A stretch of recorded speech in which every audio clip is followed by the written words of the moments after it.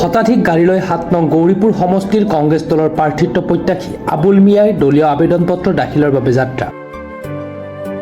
2026 চনৰ বিধানসভা নিৰ্বাচনৰ বাবে কংগ্ৰেছ দলে জাৰি কৰা 20 জানুৱাৰী তাৰিখ আবেদন-পত্ৰ জমা দিয়াৰ অন্তিম দিন। গৌৰীপুৰ সমষ্টিৰ বাবে কেইবাগৰাকী প্ৰাৰ্থিত্ব প্ৰত্যাশীয়ে ইতিমধ্যে নিজৰ আবেদন-পত্ৰ জমা দিছে।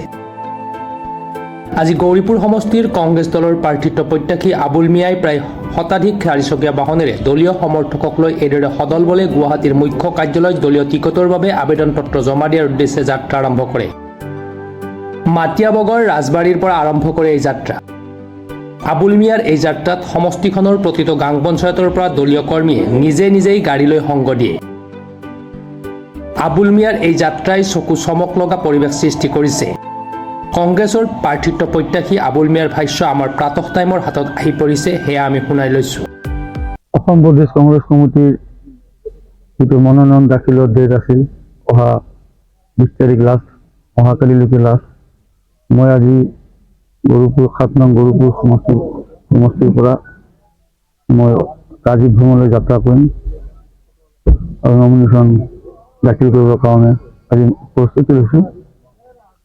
গতিকে আপোনালোকৰ এই চেনেলৰ জৰিয়তে গৌৰীপুৰ সমষ্টিৰ সমূহ ৰাজ্যৰ দোৱা আৰু আশীৰ্বাদ বিচাৰিছোঁ। কি ক'ব, যিহেতু আজি 5টা টাৰ্মছত মই টিকেট বিচাৰিছিলোঁ, কিন্তু তেনেকৈ মই ইমান মানুহলৈ নমিনেশ্যন বিচাৰিবৰ কাৰণে পাৰ্টিৰ নমিনেশ্যন বিচাৰিবৰ কাৰণে যোৱা নাই। এইবাৰ এটা ট্ৰেডিশ্যনৰ নিচিনাই হৈ গৈছে যে প্ৰত্যেকজন প্ৰাৰ্থীয়ে নিজৰ সমৰ্থক কিছু লৈ পাৰ্টি নমিনেশ্যন বিচাৰিব গুৱাহাটী গৈছে। গতিকে মই নিজেই নিজৰ গাড়ীখন লৈয়ে আগৰ নিচিনাকৈ মই যাব বিচাৰিছিলোঁ, কিন্তু ৱাৰ্কাৰ কৰ্মীয়ে নিজেই বেলেগ কেণ্ডিডেটবিলাকৰ যেনেকৈ গৈছে সিহঁতে নিজে ওলাই আহিছে যে আমিও যাম। মই কাকো মাতাই নাই, চবেই নিজৰ গাড়ী লৈ নিজে ওলাই আহিছে যেনে আমিও যাম। সেইকাৰণে আজি আমি একত্ৰিত। এইটো মোৰ পাৰ্টিৰ অফিচ। বিগত 5টা টাৰ্মছত মই টিকট বিচাৰিছিলোঁ। এইটো পাৰ্টিৰ অফিচ মই প্ৰায় 12 বছৰ আগতেই কংগ্ৰেছ ভৱন এইটো বনাইছোঁ গৌৰীপুৰ সমষ্টিৰ কংগ্ৰেছ কৰ্মীৰ কাৰণে, বহুত আশা লৈ। কাৰণ যোৱা 5টা টাৰ্মছত মই টিকট বিচাৰিছিলোঁ, পোৱা নাই। লাষ্ট বিধানসভা নিৰ্বাচনৰ আগত মোক টিকট দিছিলেই, হাইকমাণ্ডে মোক টিকট দিছিলেই, কিন্তু মহাজোঁট হোৱাৰ কাৰণে মই যোৱাবাৰো টিকটটো মই পোৱা নাছিলোঁ। বিজেপিৰ হাতত দিছিল, আমি জিকাই দিছোঁ চবেই মিলি চৰকাৰ হোৱাৰ আশাত। গতিকে চৰকাৰ আমাৰ নহ'ল।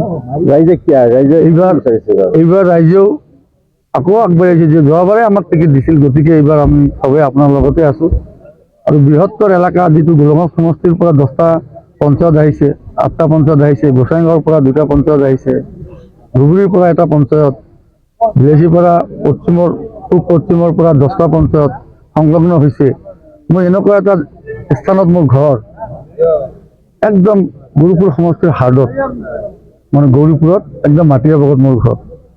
গতিকে পশ্চিম 10টা পঞ্চায়তৰ যে আমাৰ গৌৰীপুৰ সমষ্টিৰ লগত সংলগ্ন হৈছে, এখেতসকলৰ তাতে কোনো কেণ্ডিডেট টিকট বিচৰা নাই। গতিকে এখেতসকলে সমূহ কংগ্ৰেছ কৰ্মী, ছিনিয়ৰ কংগ্ৰেছ কৰ্মী, প্ৰবীণ যিবোৰ আজি আমাৰ ব্লকৰ চেয়াৰমেন, ডেভেলপমেণ্ট ব্লকৰ চেয়াৰমেন যেনেকৈ মই বনাইছোঁ, দেৱীতলা আদানী ব্লকৰ চেয়াৰমেন মোৰ লগতে আছে, তাৰ হাজবেণ্ড। আৰু দেৱীতলা আদানী ব্লকৰ আঞ্চলিক সদস্য যিবোৰ আছে চববিলাক মোৰ লগতে আছে। প্ৰবীণ কংগ্ৰেছ যিমান আছে চবেই আছে। মণ্ডলবিলাকো মোক লগ দিছে, মেল মিটিং কৰিছোঁ। চবৰে এটা কথা যে আমি মধ্যস্থত আপোনাৰ ঘৰ, গতিকে আমি আপোনাকে বিচাৰিছোঁ। আপুনি ইমান দিনৰ পৰা দলৰ হৈ কাম কৰি আছে, গ্ৰাছৰুটৰ লগত আপুনি আছে, ৰাইজৰ লগত আপুনি সদায় থাকে, গতিকে আপোনাৰ লগত আমি আছোঁ। সেই উৎসাহ সকলোৰে পৰা পাই মই এইবাৰো টিকট বিচাৰিছোঁ। ৰাইজে সঁহাৰি দিছে, কংগ্ৰেছ কৰ্মীয়ে মোক সঁহাৰি দিছে। মই আশা ৰাখিছোঁ যে ৰাইজৰ দোৱা আৰু হাইকমাণ্ডেও এইবাৰ, যিটো যোৱাবাৰ গৌৰীপুৰ সমষ্টিত মোক টিকট দিছিলেই, এটা বৃহৎ কাৰণত মহাজোঁট হোৱাৰ কাৰণে মই টিকটটো পোৱা নাই। গতিকে এইবাৰ মোক টিকটটো দিব, এইটো এটা মোৰ বিৰাট বিশ্বাস হাইকমাণ্ডৰ ওপৰত, আমাৰ MP ৰকিবুল হাছান চাহাবৰ ওপৰত, আমাৰ সভাপতি গৌৰৱ গগৈ ডাঙৰীয়াৰ ওপৰত মোৰ এটা আস্থা বিশ্বাস আছে। সেই হিচাপে মই আজি নমিনেশ্যন দাখিল কৰিবলৈ গুৱাহাটীলৈ গৈ আছোঁ। আকৌ আপোনালোকৰ জৰিয়তে আপোনালোককো ধন্যবাদ দিছোঁ। আপোনালোকে আমাৰ এই যিটো যাত্ৰা, সেই যাত্ৰাত আপোনালোকো আগবাঢ়ি আহিছে, গতিকে আপোনালোককো মই আন্তৰিক ধন্যবাদ দিছোঁ। আৰু সমূহ গৌৰীপুৰ সমষ্টিৰ ৰাইজক, জাতি ভেদ নাই, হিন্দু মুছলিম বৌদ্ধ শিখ খ্ৰীষ্টান যিমান আছে চবৰে ওচৰত মই দোৱা আৰু আশীৰ্বাদ মানিছোঁ, যাতে মই ৰাইজৰ সেৱক হ'ব পাৰোঁ। মোক যাতে হাইকমাণ্ডে মোক এইবাৰ প্ৰাৰ্থী দিয়ে, আৰু মোক প্ৰাৰ্থী দিলে যিটো ৰাইজৰ সঁহাৰি পাইছোঁ। গৌৰীপুৰৰ পৰা Imran Hussain Sheikh report, Pratah time digital. অসমৰ সংবাদ জগতখনৰ বাবে এক সুখৰ খবৰ। আপোচবিহীন ৰাইজৰ কণ্ঠ সাপ্তাহিক কবচ পুনৰ এবাৰ অসমৰ ৰাইজৰ মাজলৈ।